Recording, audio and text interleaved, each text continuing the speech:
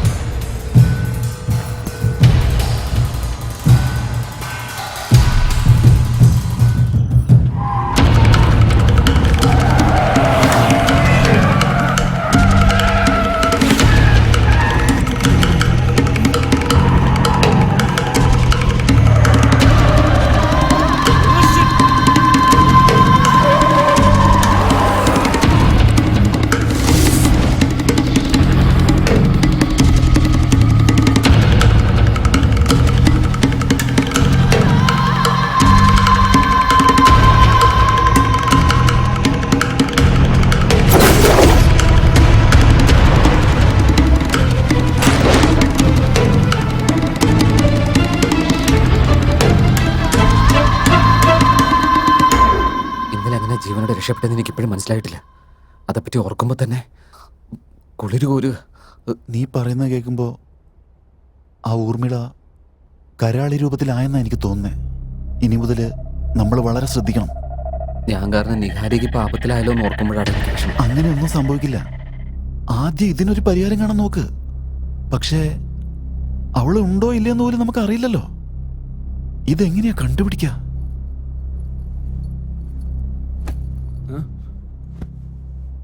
എനിക്ക് എല്ലാ കാര്യങ്ങളും മനസ്സിലായി. നമ്മളെ തമ്മിൽ പിരിക്കാൻ ആർക്കും സാധിക്കില്ല വേദ്. ആ പെണ്ണിനെ കുറിച്ച് കൂടുതൽ അറിയണമെങ്കിൽ ഈ ഫയൽ ഒന്ന് നോക്ക്. നിഹാരിക, ഈ ഫയലിനകത്ത് എന്താ ഉള്ളത്? ഒരു പെണ്ണാകാൻ അല്ലെങ്കിൽ ഒരു ആണാകാൻ ശ്രമിച്ചവരുടെ ലിസ്റ്റായത്. നീ എന്താ പറയുന്നത്? അല്ല, ഇത് നിനക്ക് എവിടെ നിന്നാ കിട്ടിയത്? ഞാൻ ഫോൺ ഓഫ് ചെയ്തിട്ട് എങ്ങോട്ടാ പോകുന്നതെന്ന് ഇടയ്ക്കിടയ്ക്ക് ചോദിക്കില്ലേ? അതെന്തിനു വേണ്ടിയിട്ടാണെന്ന് ഇപ്പം ഞാൻ പറയാം. ഞാൻ ജനറൽ ഫിസിഷ്യന്റെ കൂടെ നിർവ്വാണ ഓപ്പറേഷൻ ചെയ്യുന്നതിൽ സ്പെഷ്യലിസ്റ്റാ. ഒരാണിനെ പെണ്ണാക്കുന്നതിലും പെണ്ണിനെ ആണാക്കുന്നതിലും ഞാൻ സ്പെഷ്യലിസ്റ്റാ. ഇതൊക്കെ ഒരു വർക്ക് സീക്രട്ടാ. അതുകൊണ്ടാ നിന്നോട് പറയാതിരുന്ന. അല്ല, നീ എപ്പോ തൊട്ടാ ഇങ്ങനെയുള്ള ജോലിക്ക് ചെയ്തു തുടങ്ങി? കഴിഞ്ഞ 2 വർഷമായിട്ട്. ഞാൻ MBBS പഠിക്കുന്ന കാലം തുടങ്ങി ഇങ്ങനെയുള്ള ഓപ്പറേഷൻസ് ചെയ്യുന്നവരുമായി പരിചയപ്പെട്ടപ്പോൾ അവര് പറഞ്ഞിട്ടുള്ളത്. ആ സമയത്ത് എനിക്ക് അവരോട് ചെറിയൊരു സോഫ്റ്റ് കോർണർ കാരണം അവരെ കുറിച്ച് റിസർച്ച് നടത്തി.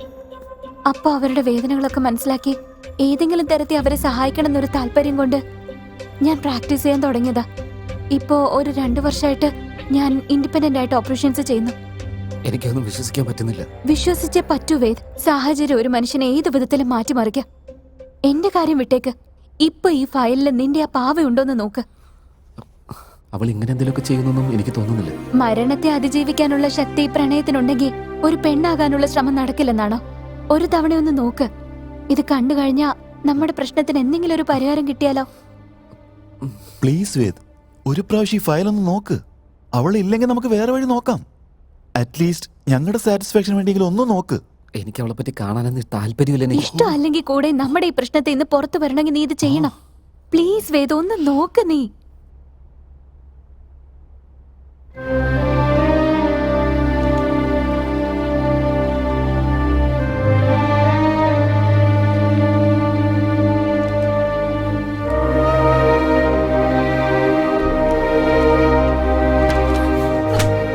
എന്തു പറ്റി വേദ്? എന്നെക്കൂടെ പറ്റില്ല നേഹ. എനിക്കൊട്ട് സഹിക്കാൻ പറ്റുന്നില്ല. പ്ലീസ് വേദ്.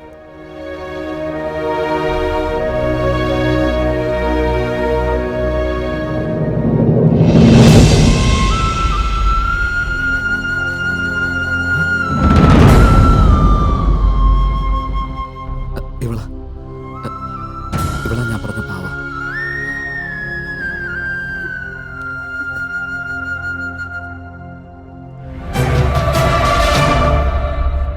ഇവളോ?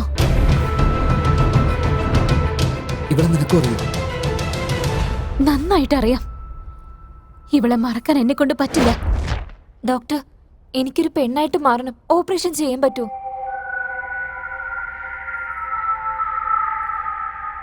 നിങ്ങളൊരു പെണ്ണ് തന്നെയാണല്ലോ, പിന്നെന്തിനാ ഓപ്പറേഷൻ? ഡോക്ടർ, എനിക്ക് മുഴുവനായിട്ട് ഒരു സ്ത്രീയായിട്ട് മാറണം. ദയവ് ചെയ്ത് ഹെൽപ്പ് ചെയ്യണം. അതിനു വേണ്ടിയിട്ടാണല്ലോ ഞങ്ങൾ ഇരിക്കുന്നത്. ആക്ച്വലി അതിന് ഒരുപാട് പണം ചെലവാകും. നിങ്ങളുടെ കയ്യിൽ അത്രയുണ്ടോ? ഡോക്ടർ, എത്ര പണം വേണമെങ്കിലും ചെലവാക്കാം. എനിക്കൊരു പെണ്ണായിട്ട് മാറിയാൽ മാത്രം മതി. നോക്ക്, നിങ്ങൾ എന്തിനാ അതിനെ ആഗ്രഹിക്കുന്നതെന്ന് എനിക്ക് മനസ്സിലാവുന്നില്ല. ഡോക്ടർ, അതൊക്കെ ഒരു പെണ്ണായതിനു ശേഷം ഞാൻ പറയാം. എന്നെ ഒന്ന് പെണ്ണായിട്ട് മാറാൻ സഹായിച്ചാൽ മാത്രം മതി.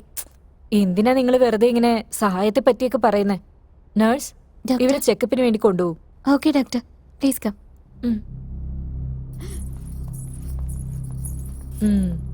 ഇവിടെ എങ്ങനെയൊക്കെ നോക്കിയിട്ടും ആണായിട്ട് മനസ്സിലാവുന്നില്ലല്ലോ.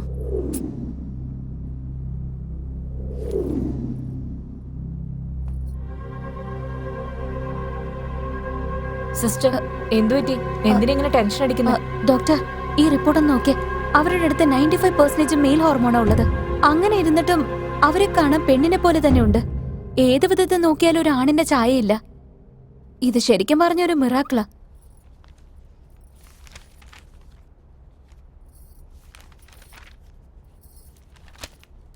ചിലപ്പോ ഇങ്ങനെ സംഭവിക്കാറുണ്ട്.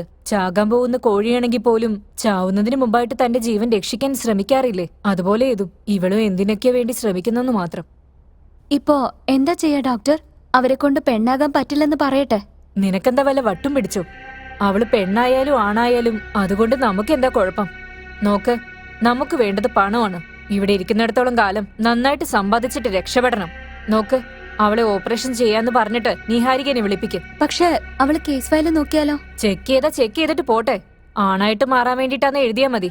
നിഹാരിക ഒന്നിനെ പറ്റി ശ്രദ്ധിക്കുന്ന പെണ്ണൊന്നുമല്ല. അവള് വന്നിട്ട് കേസ് ഫയലിൽ എന്താണെന്ന് നോക്കി ഓപ്പറേഷൻ ചെയ്തിട്ട് പോവും. അത്രേ ഉള്ളൂ. നീ പോയി വിളിച്ചിട്ട് വാ. Okay doctor.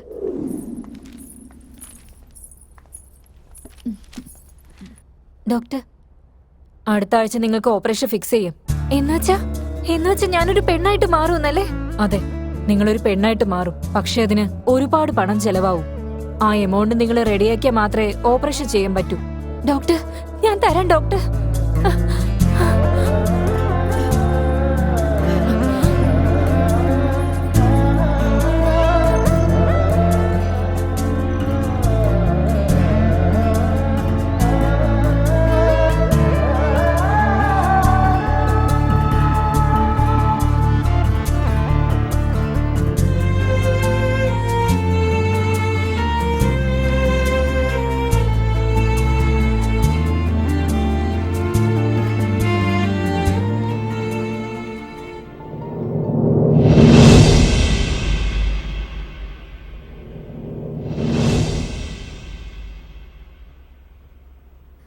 സിസ്റ്റർ, ഒരു മിനിറ്റ്.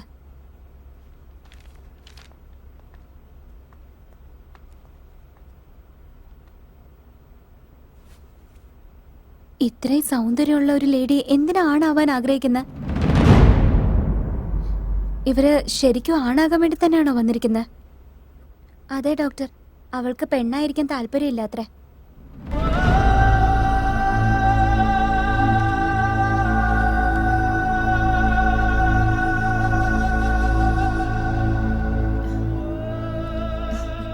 ഡോക്ടർ പേടിക്കണ്ട, എല്ലാം നിങ്ങൾ ആഗ്രഹിച്ച പോലെ തന്നെ നടക്കും.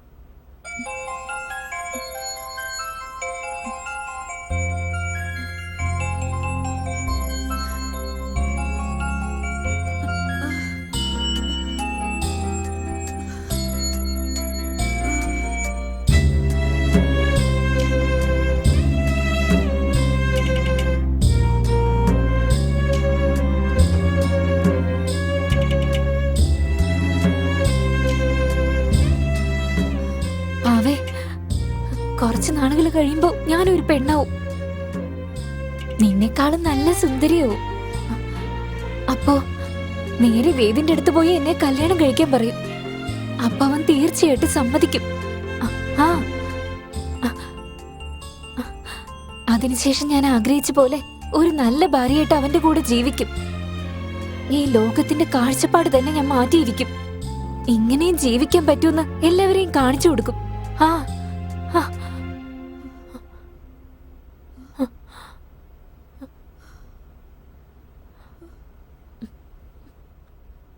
പാവേ, എനിക്കൊരു കുഞ്ഞിനെ പ്രസവിക്കാൻ പറ്റില്ലെന്നാണ് പറയുന്നത്.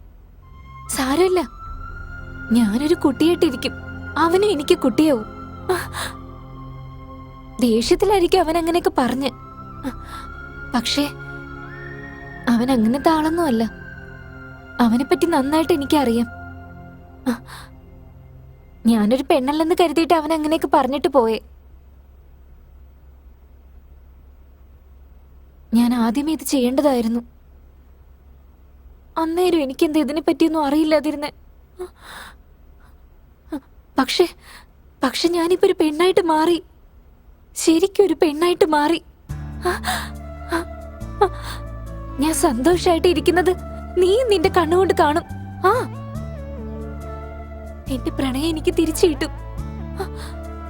എന്റെ സ്നേഹം എനിക്ക് തിരിച്ചു കിട്ടാൻ പോവാ. എന്റെ വേദന എനിക്ക് തിരിച്ചു കിട്ടും.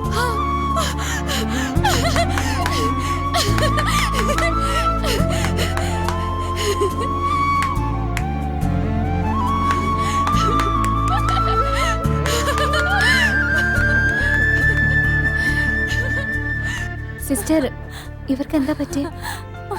എന്തിനാ ഇത്രയധികം സന്തോഷിക്കുന്ന? വേറെന്തിനായിരിക്കും ഡോക്ടർ? അവൾ ആഗ്രഹിച്ച പോലെ തന്നെ ആയില്ലേ, അതുകൊണ്ടായിരിക്കും. അതെയോ? വരൂ ഡോക്ടർ.